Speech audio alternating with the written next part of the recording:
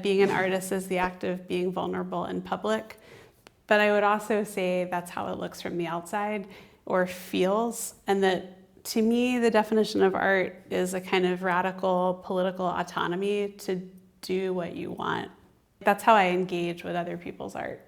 It's the one area of my life where I'm actually something of a libertarian, where I'm like, I don't understand what you're trying to do here, but I'm happy to engage with it. And my automatic starting point is like a deep respectfulness for you as an individual and your autonomy to choose what you work on, and compassion for the kind of vulnerability that we all sit with and when we try to do work like that.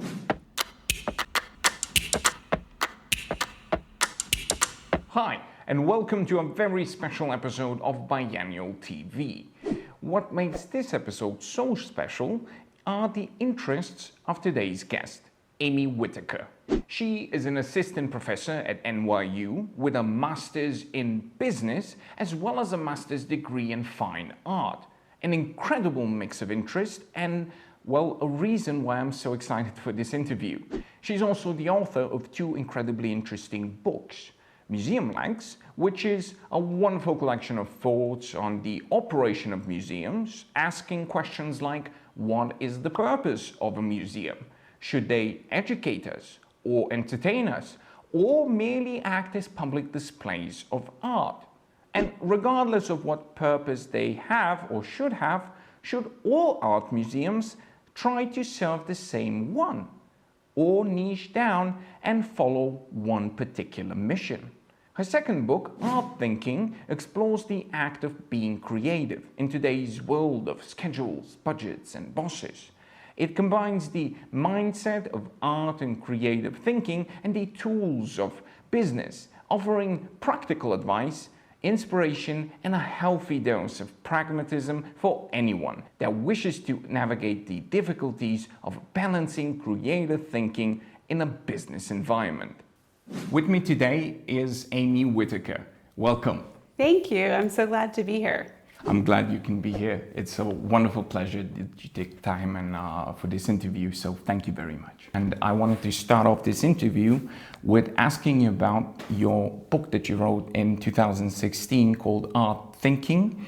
And I wanted to ask you about this concept of art thinking or creative thinking and what this means and how maybe readers and interested readers could use this concept in their work and in their practice. Yeah, I mean, first of all, thanks so much for having me. It's exciting to get to know you and your work. So the book Art Thinking is personal because I did an MBA and then did an MFA in painting. And for a long time, I felt that I was really a strange and unsettled person who lived in two worlds. And I think it's very common for artists to feel uncomfortable thinking about business, for example, and for business people to say, oh, I can't draw a stick figure, or I don't understand this art installation, or I'd rather go running than go to a museum. And what I realized is that all of us have this common struggle, which is how we invent our lives, our art, our work, and honestly, the world we live in. And that we don't realize how much the world is in a constant state of change and flux. I mean, even being here, having just seen the Bienale in this building, it's an art exhibition that has a history in the Cold War era. And so we don't realize how much we're reinventing the world and how much it's changing all the time because it happens slowly and quickly. So the main tool of art thinking is this idea of inventing point B, or how to move forward by yourself or with groups of people when you don't have a template, when something matters to you and you don't yet know how to do it. And that to me is the essence of how I've felt as an artist. Like when you're in the studio and you can't figure something out, but you think it's the thing you want to be working on.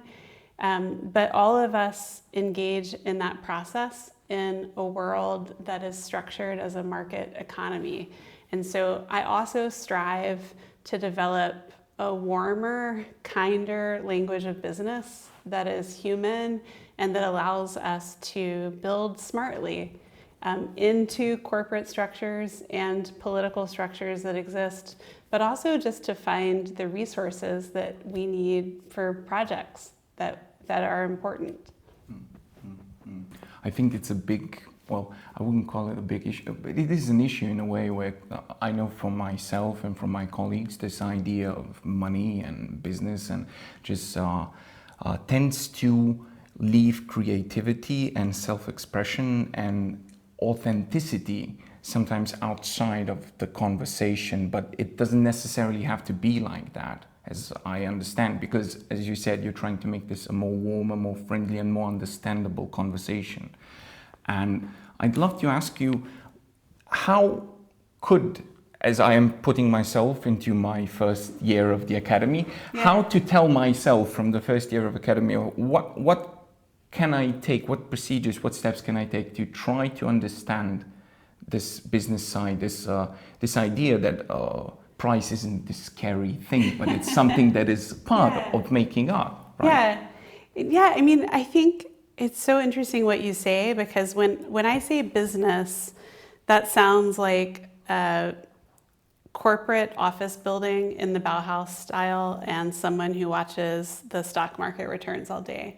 And when I say market, that sounds like an evening sale at Sotheby's, or a dealer who's like, wait, where did I put those cards? The price is $1.2 million.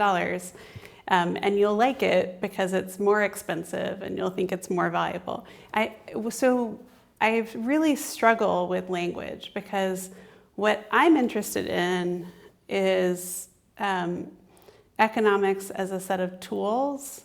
So there's a metaphor in the book that there are two layers of creativity. There is writing the letter and then designing the envelope.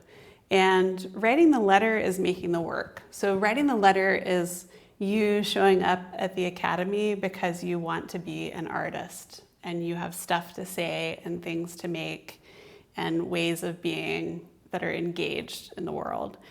And the envelope is how you pay to do that. Like, do you have a job while you're in school? Do you sell work to support yourself? Do you teach? And most working artists spend a huge amount of their time on grant applications and other admin. Some of the numbers that I hear from people who run organizations in New York are 80% of their time on that. So I think the answer is, like, how do you get economics to support your practice? Like, to make it possible to make your art, to amplify the reach of your ideas, and then also, and maybe this is just what interests me, but to engage in forms of economic activism that make the economy as a system and the market as a system serve artists better. So, like, for example, resale royalties are used to help give money back to artists when their work sells again in a secondary art market. I do research, I collaborate with a German professor called Roman Kreisel, and we look at what would happen if artists retained equity. So, like, using tools of finance for artists to choose to become equity investors in their own work. I'm not saying everyone should do that, but I'm just saying I would be so excited if we had a conversation where more people spent time talking about whether that served their art and their politics and their ethics and how they want their community to function.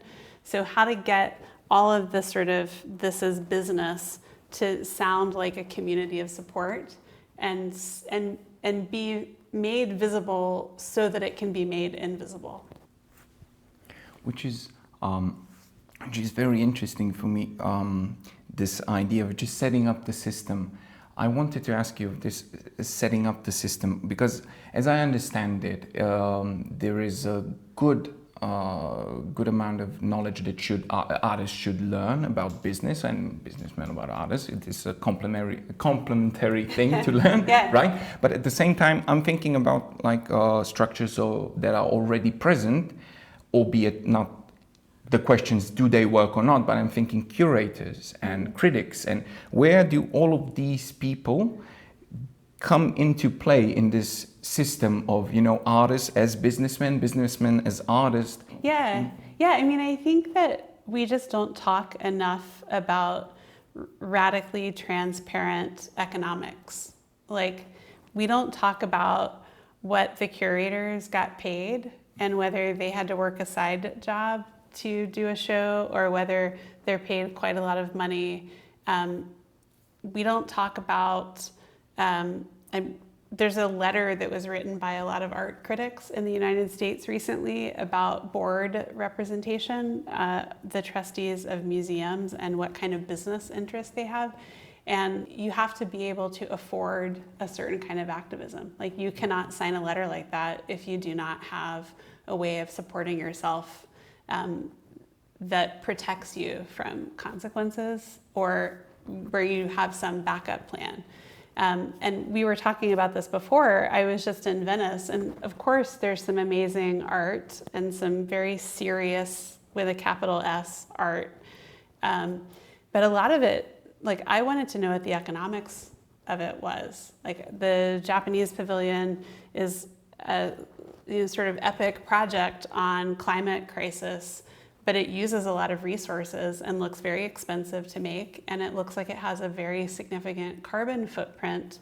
And maybe they've thought about that and I just have to learn about it, but I think we could have that conversation. But the scary part is that you don't want people to kind of identify as a business person and therefore make art for the market, because you use the word authenticity. I think there's a lot of authenticity and also a lot of vulnerability required to make art. And like this cliche of the business person that nobody really likes, Yes. Yeah. it makes you false to yourself. And so I don't think you want to understand economics in that way. I think you want to understand it as if it's a paint palette and that you can build stuff out of it. I mean, like, I am thinking about how hospitable and resourceful you are to host me for this interview. You have to get all this equipment and setup and space and water and tolerate, lots of American English and being lost in a foreign country. And I think, like, those are all acts of resourcefulness. And ultimately, that's what business stems from originally, is how to be resourceful, how to find the resources to make projects. And I think that's very different in different environments. If there's mostly government support for art or if there's corporate support. And I think, in my experience, people get so used to the system that they're used to that there's not a lot of flexibility.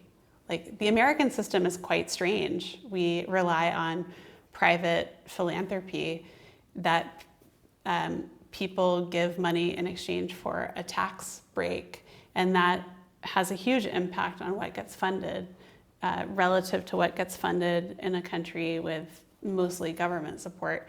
And it's not to say one is inherently automatically better. It's just to say it would be interesting to talk about the design of that structure, because artists are amazingly creative people to engage with those forms and to build better forms that serve everyone and that evolve and continue to evolve. Mm-hmm. I think I couldn't agree more. Just the idea of kind of creatively thinking about anything.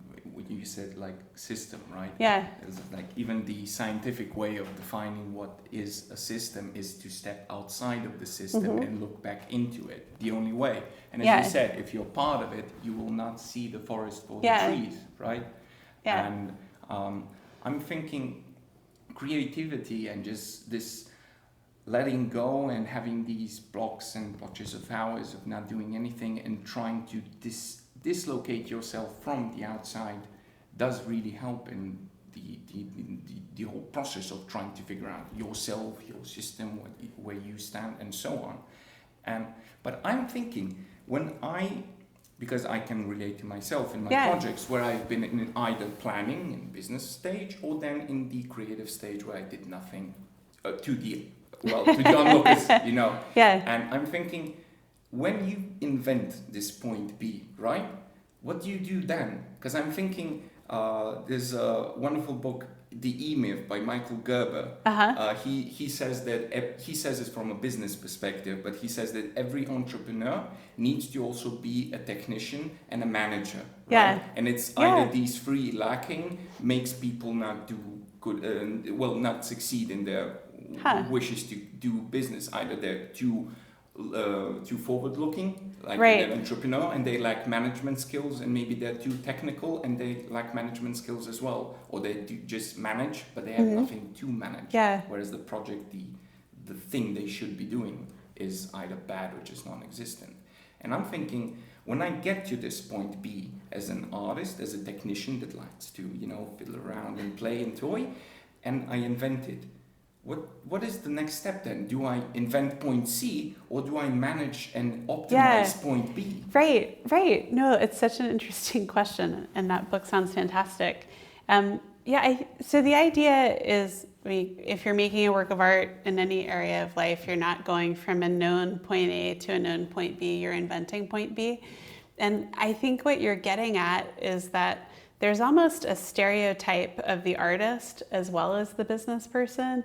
And the artist is like completely impractical, maybe sometimes is technical, like in this kind of Leonardo da Vinci sense, like makes artificial intelligence algorithms or something, but is definitely not a manager. And I don't think that that's true. I mean, I think making art can take a lot of logistical work and a lot of technical work, and a lot of what I would describe as a 6 foot, like a 2 meter canvas, and a size 0 brush, where it's like just the scale. Yes. And I experienced this working on spreadsheets. Like I've been working on this spreadsheet, and it's like, I feel like I have a paintbrush and a large canvas because I don't yet know what I'm doing with the data. So, I mean, I think this can happen in any area of life, like kind of unexpectedly. And if you were an artist making paintings where you're like, I know how to do this, I've done this 20 times before, you might feel like more of a technician. But I feel like inventing point B, you don't have to do it 100%. You just have to make space to do it some percentage of the time, and to honor it as this kind of form of dignity, to have space in which to not know what you're doing, and to have space in which to try things out, and to be your own research and development department. So I would never want for that to feel corporatized to anyone. It's almost like you want to engage with economics in order to protect and honor the space in which you do not have to think about economics at all. There's a wonderful choreographer, Annie B. Parson, who describes how she makes her work. And she says there's always this stage where she has to go into a room and just be in a room to try out different moves. And I feel like business is what allows you to create that room. Like you actually need resources to make that room. And you might borrow it from friends or trade for it. It doesn't have to be about money to be about economics. It just has to be about supporting the work in smart ways that serve you and that are often in community with other people. There are a lot of economic solutions for creative problems that are actually collaborative or cooperative. More and more so, right? Yeah, There's right? co-op, Definitely. co-work, and so on. Yeah, for sure. It sounds like, because as I understand it, economics is, as you said, it's like the act of trying to figure out the resources you need to do whatever you do, but whatever you do is this playtime you need to protect by building up. I wouldn't really call it a wall, but maybe just, some area where you can play, because you need to play. Otherwise, there is no real creative thinking going on because you're not really letting go, right? Yeah. When I was reading about you and listening to your conversation, I saw that you cite Donald Winnicott a lot. Oh yeah, yes. I love I his hope work. I'm saying it right. That's it is how I Winnicott. say it. Yeah, I say Winnicott. Okay, I have no idea as well. I just know him from books. Yeah, but same. I wanted to segue a little bit into something that I really admire, where is the question of what is art, right? which is, I guess, from your perspective, having both a business and an art background and working in both fields, the art part for me, I think, a lot of people don't really care the definition of the definition, what it is. It is something, it is whatever, it is a process and so on. But I think the logical business side does tend to want to have some definition, some box into which you put things and store them and then use them when needed. And I really enjoyed his idea where he speaks about the transition object, the idea where we project ourselves, and that art in a way is only an experience and not really that much objectively based into anything. Whereas people say everything can be art, right? And I wanted to ask you, what is your definition of art? I was worried you were going to say that. I used to get in trouble around this a lot growing up.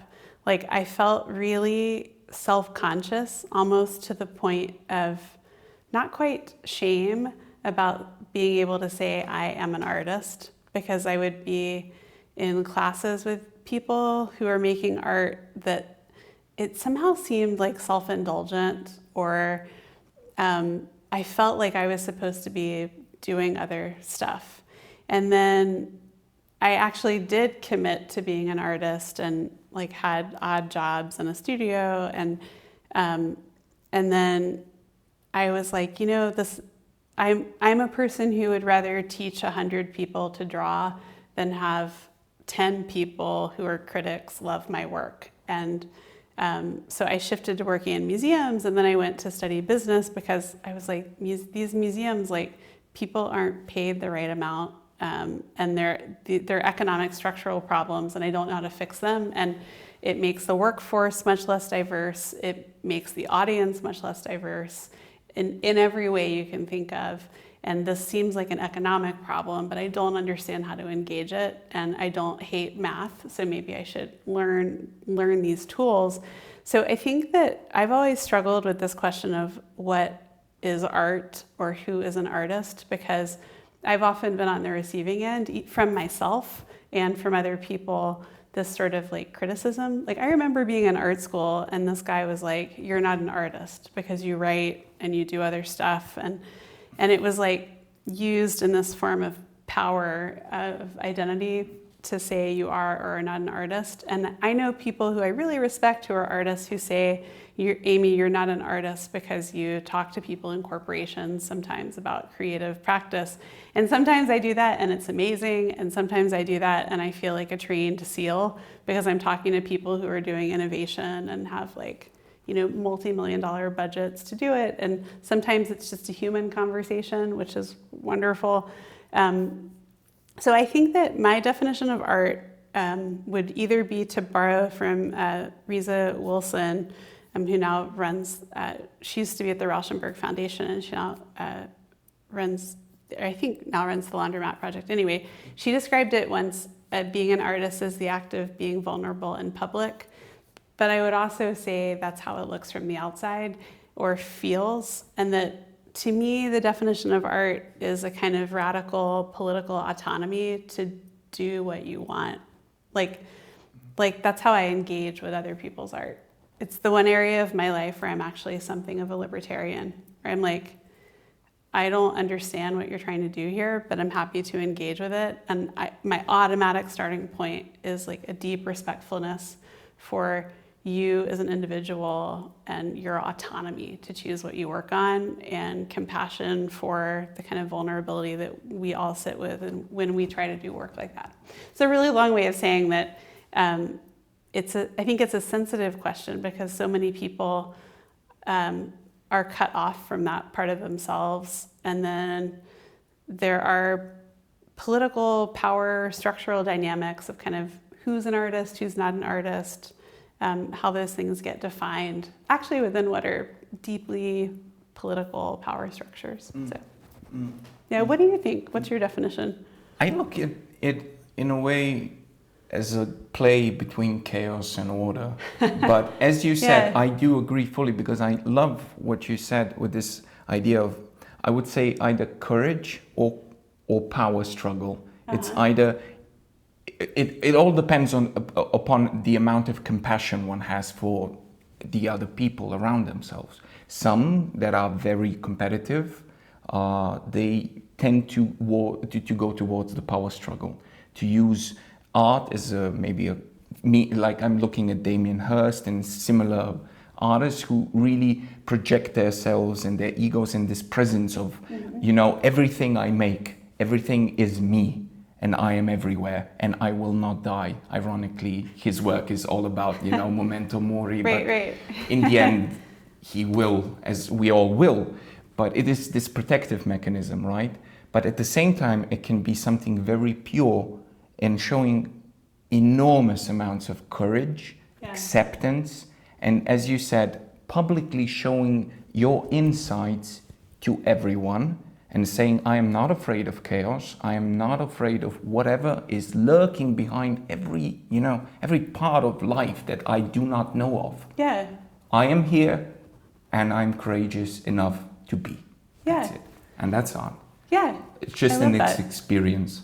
And I think one of the things you're bringing up for me is the importance of curiosity in art. One of the artists whose work I find joyful and serious and so compelling is Nina Kachadorian, who she's probably best known for a project called Seat Assignment, where she makes art on airplanes. And she has a piece of that project called Lavatory Portraits in the Flemish style, where she dresses up in the lavatory like Flemish characters. But there was a show of her work that was called Curiouser, like a noun, like a person whose job is to be curious. And I sort of love that. And I also love the art of this woman named Lenka Clayton, who makes drawings on typewriter. She does a lot of different things that are conceptual, but she makes typewriter drawings. That is the most uneconomical thing you can think to do. It must take forever. I mean, forever. It's not efficient, and that's part of what makes it so beautiful. But she also does these other projects, like there's a town called Lenka in Slovakia, and she went there and just met everybody and took pictures with them. Or she read the newspaper in a small town in Germany, circled every name, and went and met every person whose name was in the newspaper that day. Crazy. So I think as you say, there are these forms of courageously being present, and not courage where you're outside yourself and you think about your own hero story after the fact, but courage of just kind of showing up to the mess. Yes. Or committing to a thoroughness of process, even if there's an element of not ridiculousness, but no certainty that it's not ridiculous. Yes, yes. It's this Nietzschean way of looking into the abyss, or Jung going into the cave. Everybody's, this courageousness. It's just being, right? Yeah. Not projecting yourself what you want to be, but just being. Yeah. Which is very hard, and I think a lot of us, especially in today's society, everything is very fast, very quick, very precise, and in this flow of time, which has been expedited into enormous speeds, it's quite hard to stay where you are, with everything, environment, everything telling you. You need to be there, not here. Here is yesterday. You're late. Yeah. Yes. What time it is? Late. Right. It's totally. late. Totally. No, I think you're right. And it's funny, I have not read Nietzsche in a very long time, but I have been reading this book called A Primer for Forgetting by Lewis Hyde, who he wrote a book in the early 1980s called The Gift, that's about how all art has this nature as a gift. But his new book is just a collection of thoughts and writings. But there's a quotation from Nietzsche that I've just been really sitting with for a long time, that's on page 10 of the book, that is something like a person who wants to take up something really new and unknown does best to take it up with all possible love.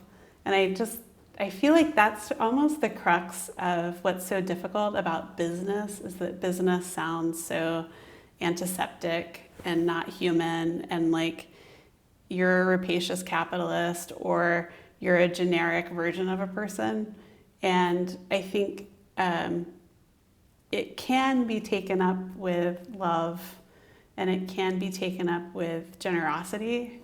And it does create tools that support art, whether it's figuring out the cost structure to do a project or figuring out ownership. Like, I think ownership is so important for artists. I think how we reconcile property with generosity is so important.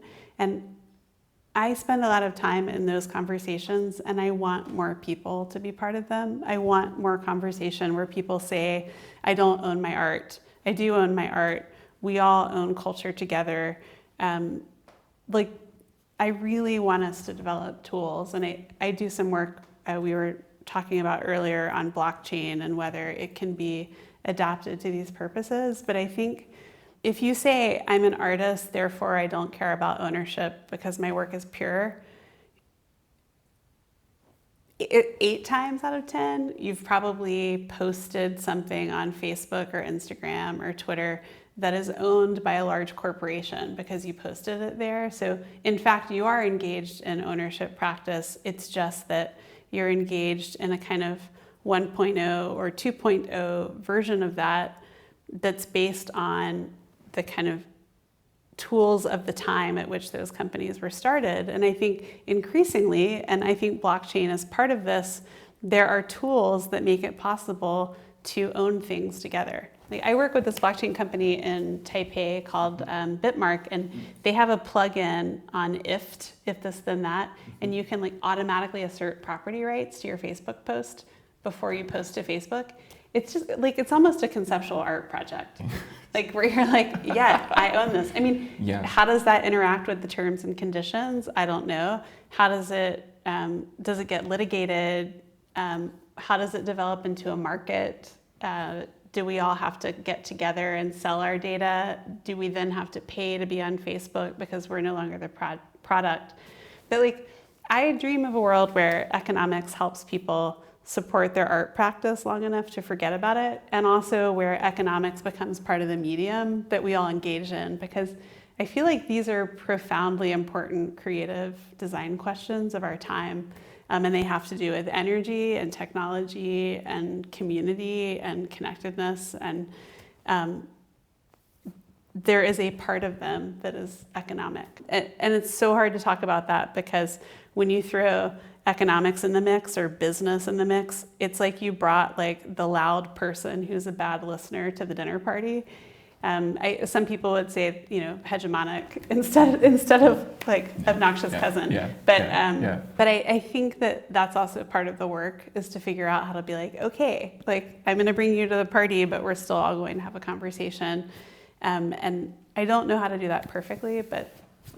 No, but I love that about you, where, I think, especially maybe in this area, maybe I'm overemphasizing or over-exaggerating, I don't know. But from my own perspective, I think a lot of people, including me, maybe to go back to the idea of the technician, just for this one, but we overemphasize the importance of definitions. And obviously definitions are just, it's my definition. It may not be your definition or anybody else's, but it's mine, right? And then you quickly get to the point of saying this is the only definition. And it's a very scary place to be, right? Because it excludes everybody else.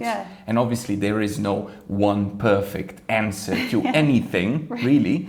Except mine. Yes, right. And you speak so vividly about just getting to the point of conversation. And I really love that about you, where I think the only way to really get to a point of change is to emphasize conversation of various viewpoints, various definitions, and I guess letting the market decide, where it's always non-functional. But the market, 20 people, and everybody says the market something. Of ideas. Yeah. I mean, it's interesting to describe that as a market, because I love what you're saying about conversation, and I think of it as a Venn diagram practice of just going like, yeah, this is what I said. This is what I meant when I said that. You didn't hear it that way. What's the language that you would hear that way? And sometimes you can find common language, you know, like our Venn diagram overlap, and sometimes you can't. Sometimes you're like I teach economics, and I always joke, not in class, but to friends, that I'm like a 1970s progressive sex educator who uses the real words for things, where I'm like, I'm not doing you a favor if I call this a community of support. I'm doing you a favor if I talk about utility and profit and price discrimination and consumer surplus. You know, it's a super clinical language, but it also is an important form of pulling up a chair to a larger conversation. So I like to think that there's this kind of Venn diagram practice that would also be useful in the larger world of trying to figure out what we agree on before we try to figure out what we disagree on.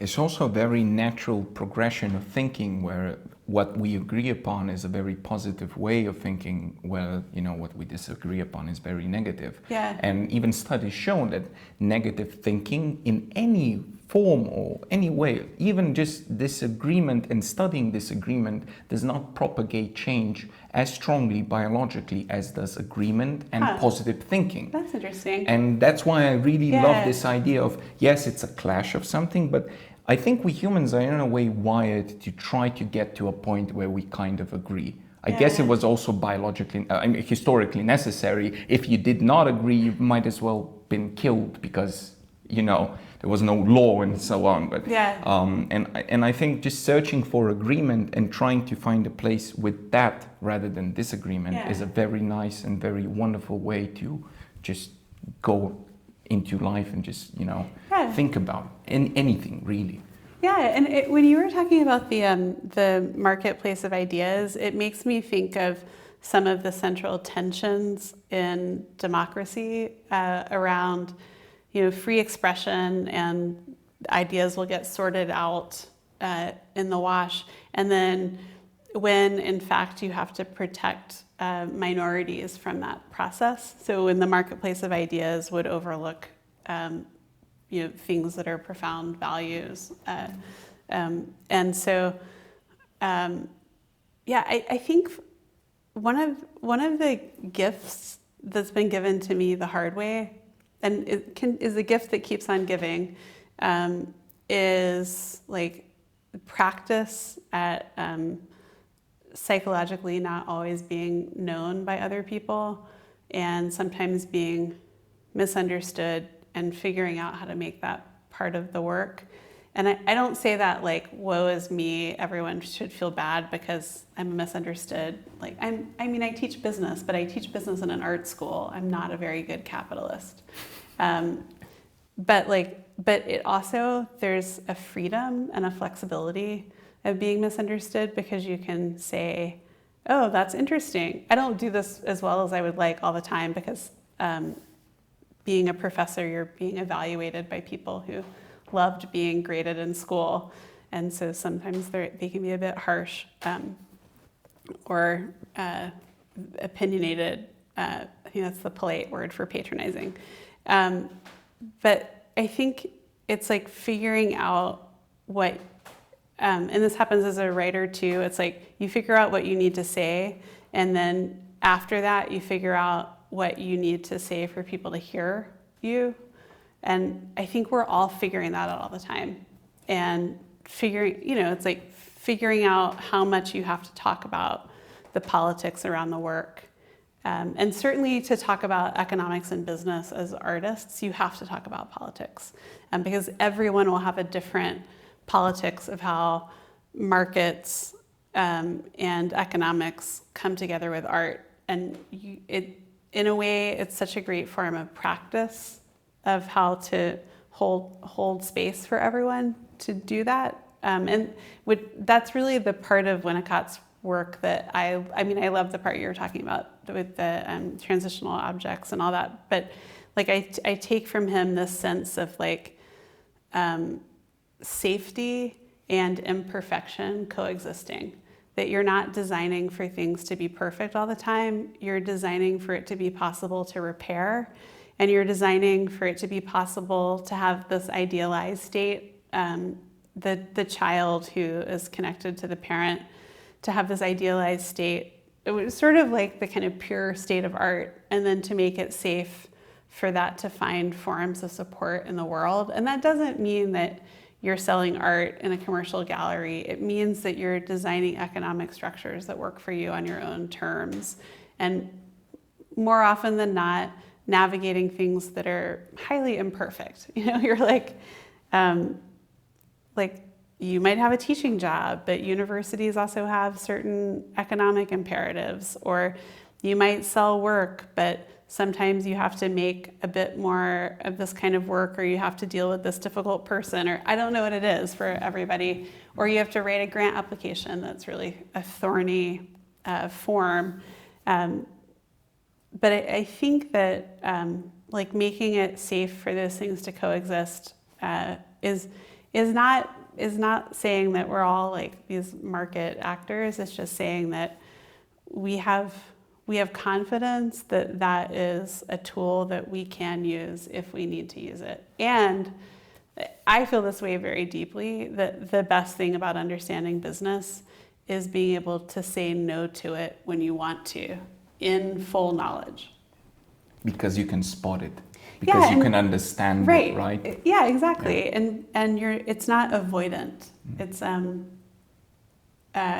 that's hard. Like, yes, that's really hard. And I think there's a lot to see in the world when you start looking at business and economic structure that's hard to see.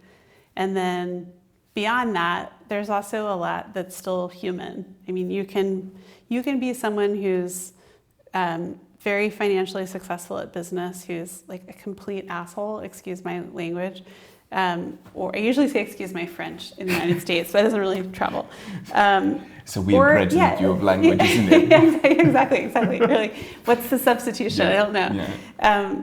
Or like your character still exists independent of your economic reality, even at these kind of upper echelons. And so I think like the unifier is something like basic and human. At the same time, poverty and wealth, are, to state the obvious, like very determinative of having the privilege to even think for a second about art, or not like having the ability to make money go away is probably the ultimate privilege of wealth.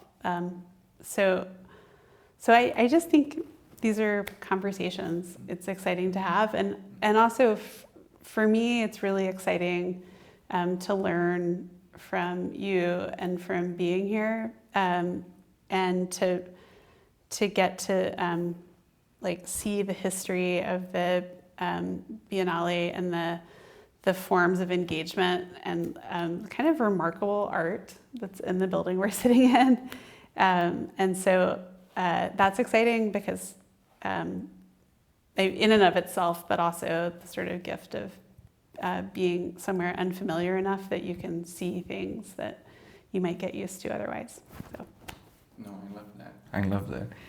I think all this time, as I'm sensing, you are describing this wonderful place of being where one is at the same time content with knowing that nothing we do is ever going to be perfect the way we imagine it, because it's a simulation and it's not real, but at the same time being so content with that idea and just being fine with it and just letting go and enjoying the process of constantly getting again to another point and another point and always tinkering in some way or another.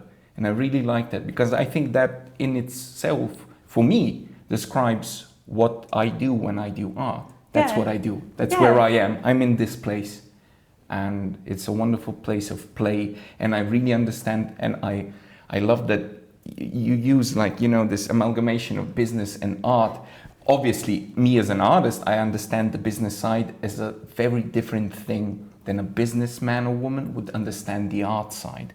Mm-hmm. And I think that as we obviously take a lot of, we can take a lot of valuable information from you and from your books and from people who, teach these connections.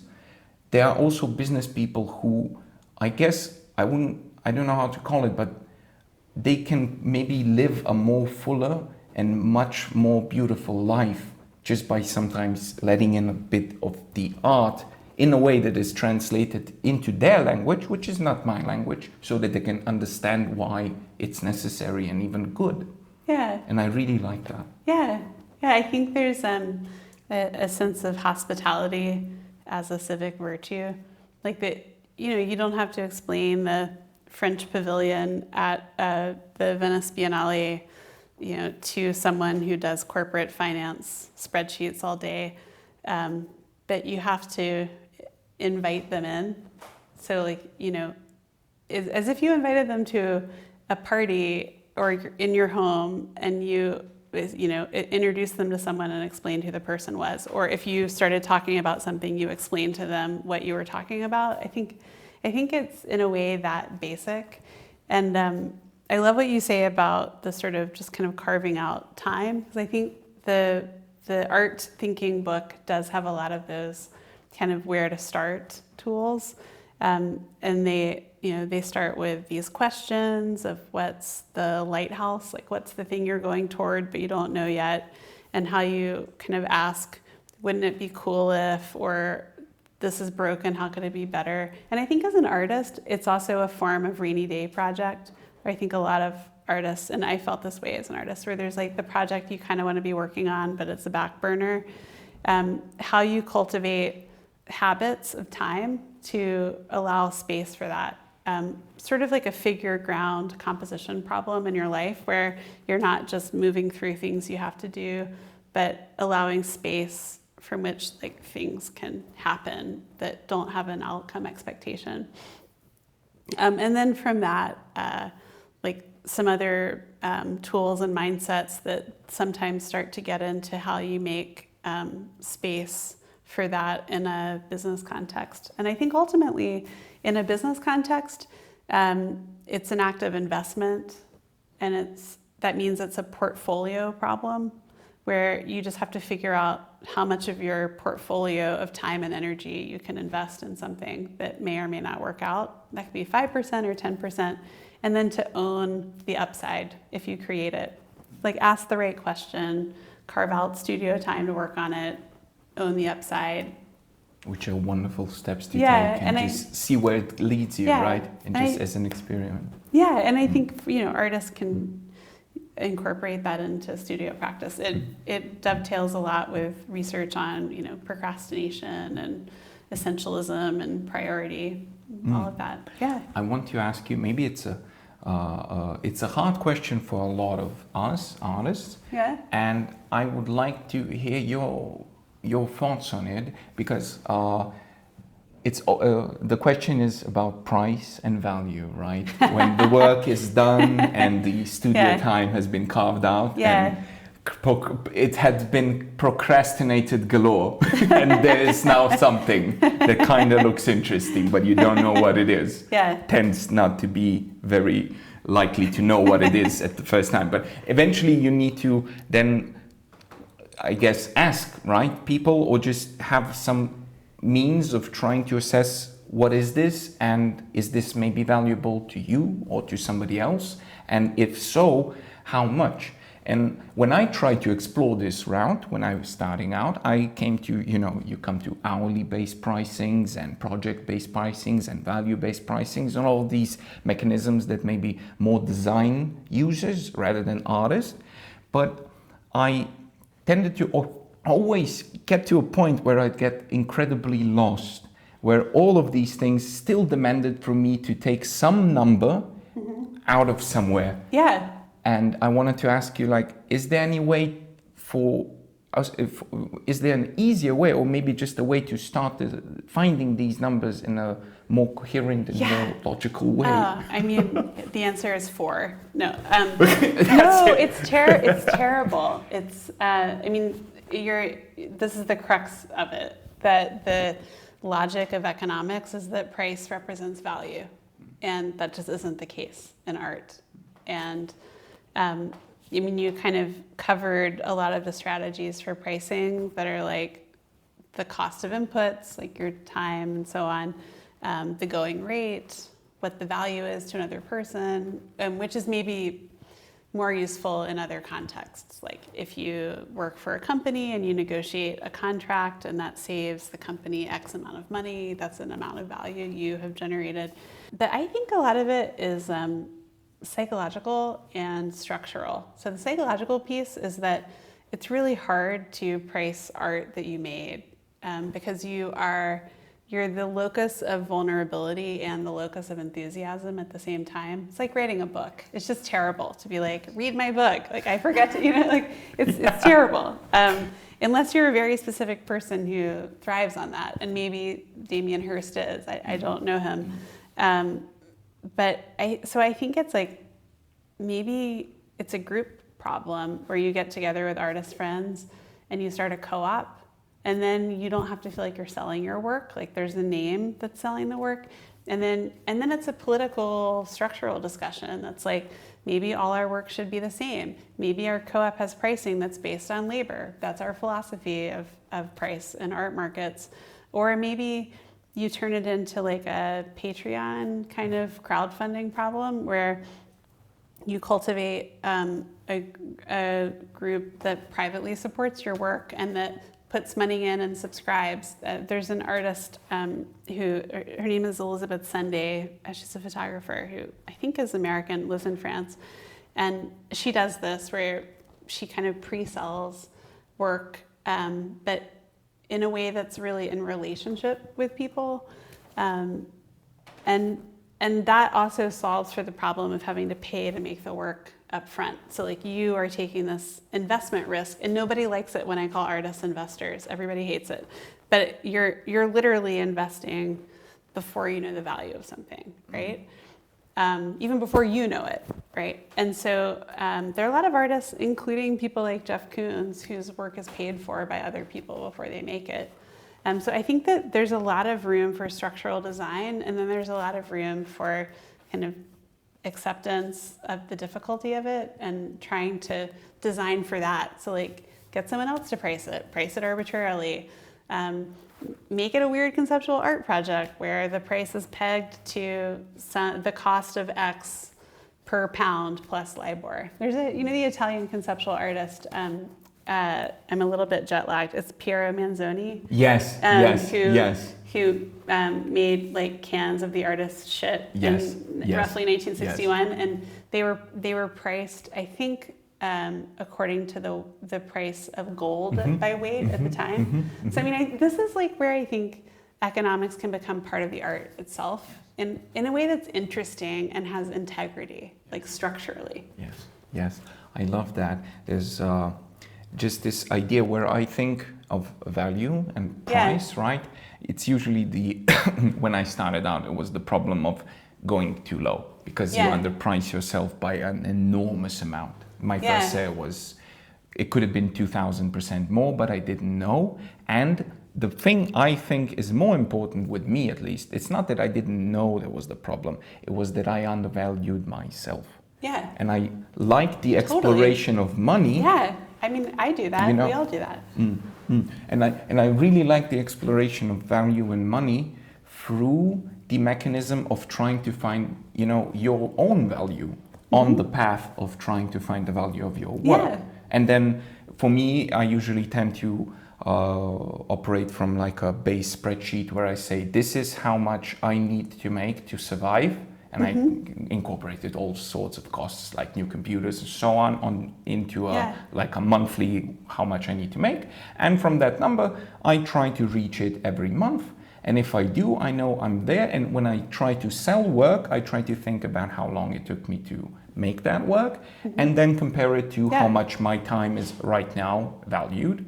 So it's like the base cost plus the extra thing, which is the added value, which maybe magic or something, but it's like 20%. Magic is 20% of something, for me at least. Fantastic. And it really helped me, this process, not only to obviously get more money to make either bigger projects or just, live, know, but at the same time, I think the whole progression allowed me to get a better grasp on myself It's Yeah. like, I am somebody who knows something, you know? It's always this imposter syndrome. You Yeah, are very knowledgeable totally. about something, Yeah. but somebody knows a bit more, and you feel like a weird imposter. I think creativity and imposter syndrome travel very closely together, because you're sort of in the skepticism business, and you're inside the kind of like, I always say it's like the bumper of my car is held on with duct tape, but no one can tell from the outside, but it makes sense that you feel like an imposter because you're dealing with like a lot of moving parts. But also, it sounds like you're really together about that sounds super smart, the way that you're planning your kind of budget and economics. And in a way, having had a couple of conversations with people who do similar for like writing and speaking and other people who have a lot of different projects, that allows you to have a portfolio where you can also say, I can do this for free. Like, this is my kind of contribution part of my life, and I feel confident that I can do that because I know that I can afford to support my life over here. So I think this is where I think of it as property rights. Not everybody would, but I think of it as property rights that you can allot and assign time in that way to protect your time and also to support your life. And so I think those are really, like, they can be scary if you get to the spreadsheet and you're like, this number is bigger than this number and I want them to be the other way around. But it's like a form of sketching or drawing in numbers where you're like, interesting, what can I do about that? I'm a resourceful person. How do I get this to work? And that's the part where I feel like it's especially helpful to talk to other people, because like if you have that problem with the numbers, like guaranteed other people do too. And a lot of these things are structural. I love that. It's just talking to other people, just, you Yeah. know, not trying to figure everything out yourself because somebody else has an answer. If not, you know, there's three people, and the Japanese they have a saying, I'm not going to say exactly what it is because I don't know exactly word for word what it is, but they say that more people obviously know more than one people, something like that. It's just more heads know more, something like that. It's a weird translation. We have that as well in Slovene. And I think it's very true. It's like, why, you know, overwork yourself with troubles where you can find, and even now in today's society with YouTube and books and ebooks and audiobooks, and you have all available formats of communicating with the world when you want to, not when the world wants to. Right. And you can use them, even if you know, for people who don't like to go that much outside, maybe they're more introverted or so on, you have other ways of trying to listen to conversations on YouTube, reading books and so on. And there's so much knowledge that you can just get. Yeah, and I think there's a piece of that that's about the crowdsourcing of knowledge, which I totally agree with. And then there's also a piece of it about the isolation of personal struggle and the way that, I think the saying is like, a trouble shared is a trouble halved or something like that. But like, just to realize that someone else has the same problem it makes you feel not alone.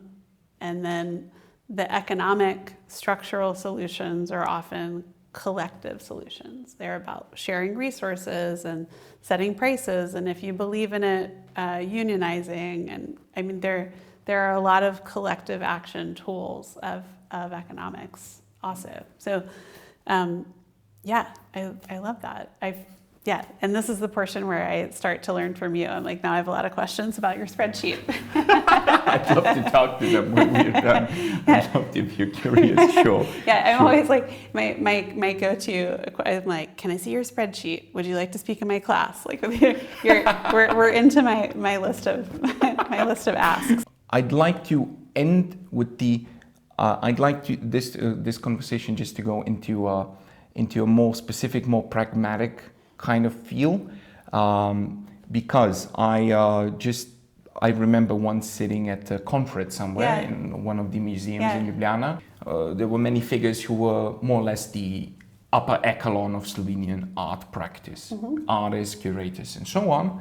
And there was a young student that came to ask a question, and his question was kind of weird. I didn't really understand. I understood the place it was coming from, but it didn't really make sense that much. He asked how to enter this market, but he was very much curious about how to sell his work, right? Obviously, how to get money and so on. But at the same time, he was afraid of capitalism and all of these ideologies taking away his freedom and his, purity of expression.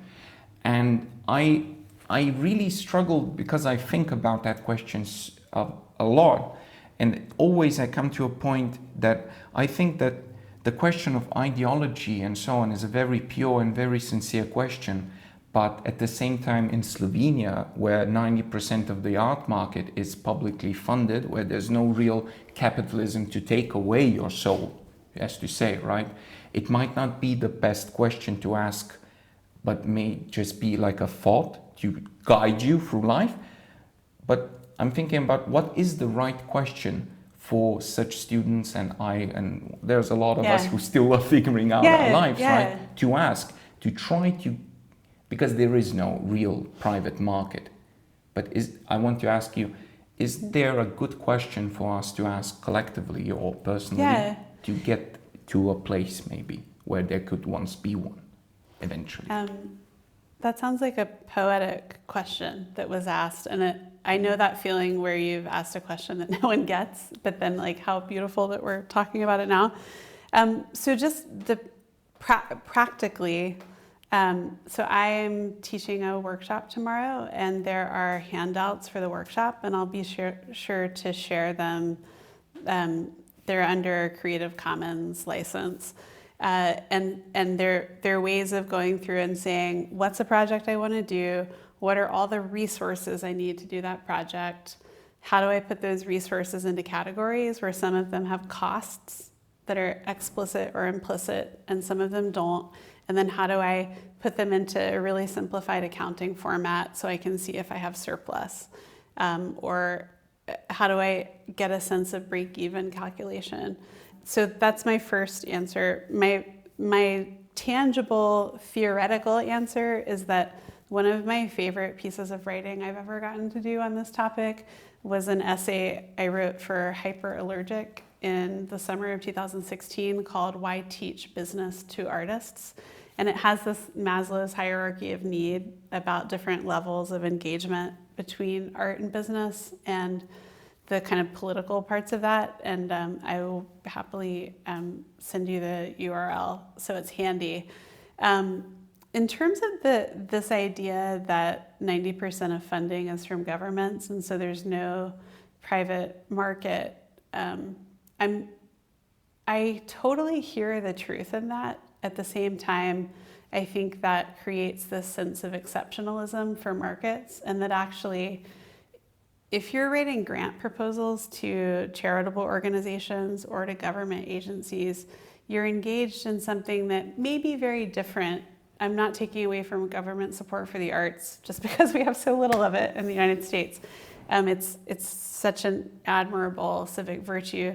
But I would just say you're still engaged in this problem of how to find the overlap between what you want to do and what you can get some external part of the world to pay to support.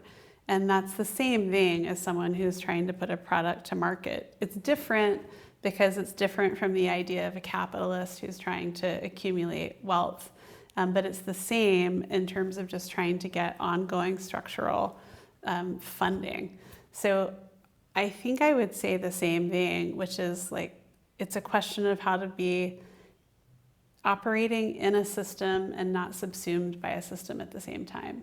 And all of us have that. Like, I have to write papers so that people think I'm eligible for tenure, but I also need to write the papers in a way that's the work I think is important to do. And I watch TED Talks. I saw this one by a woman named Fei Li recently, who did extraordinary work that's foundational to image recognition and artificial intelligence. And as an aside, in the middle of the talk, she's like, oh, people told me not to do this work, that it would be terrible for tenure. So I think it's this question of how you navigate those systems in ways that have integrity for you, like the authenticity, integrity, connection, while also making sure that you're still thinking independently, and like essentially owning your power to do that, to say, I'm going to take this risk. And that to me is the inventing point B space, because you don't want to have it happen in your life that you succeed at things and then you realize they weren't the things you meant to succeed at. You want to be open and to accept what comes your way that you don't expect. But I think, being responsive to circumstance is an important part of the creative process. But I would just say, even if it's government funding, holding that space of making sure you're asking the questions you really want to ask, and holding the larger space of how we all collectively hold and design these systems and consider maintaining them. Like, is this working? How can it be different? Because, nothing is static. Like, it's changing all the time. Pensions didn't exist a few hundred years ago. Right. It's like...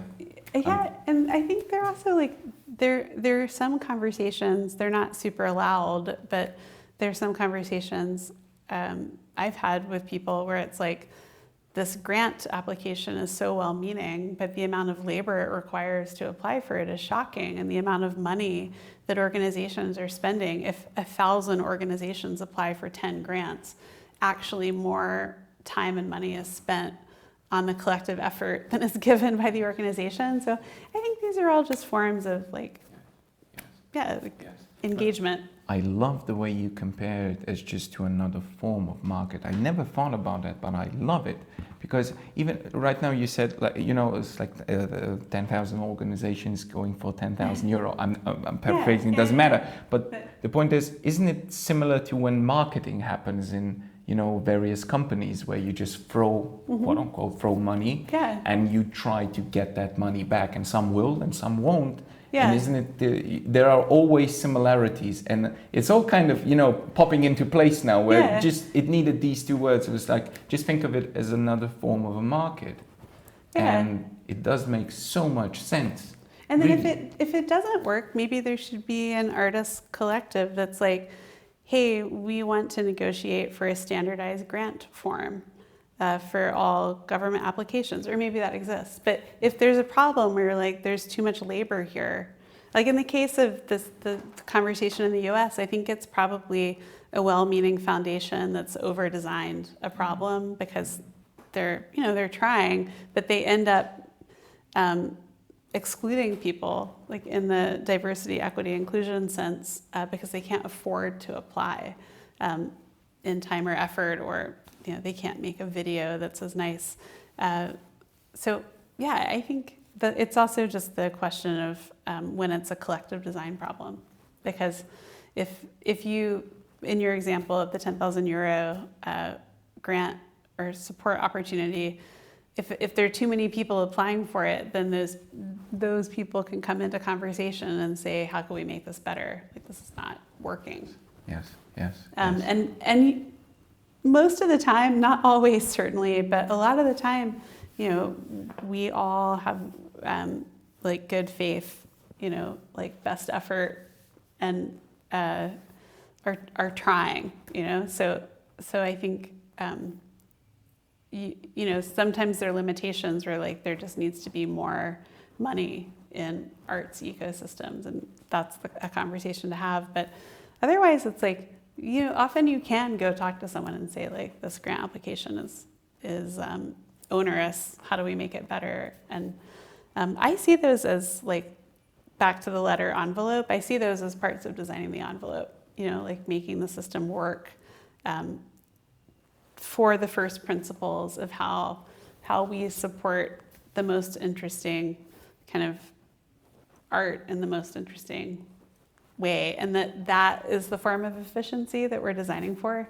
It's efficiency to be left alone and be in the studio, not efficiency of manufacturing widgets. I love that. Amy, thank you so much for your time. It was a pleasure talking to you, and I hope all the listeners and viewers enjoy this conversation as much as I have. I will link the articles and everything. It will be in the description of the video and the podcast, so the viewers can check them out. Well, Matej, it's my pleasure, and to use one of my two Slovene words, hvala. It's my pleasure. Thank you.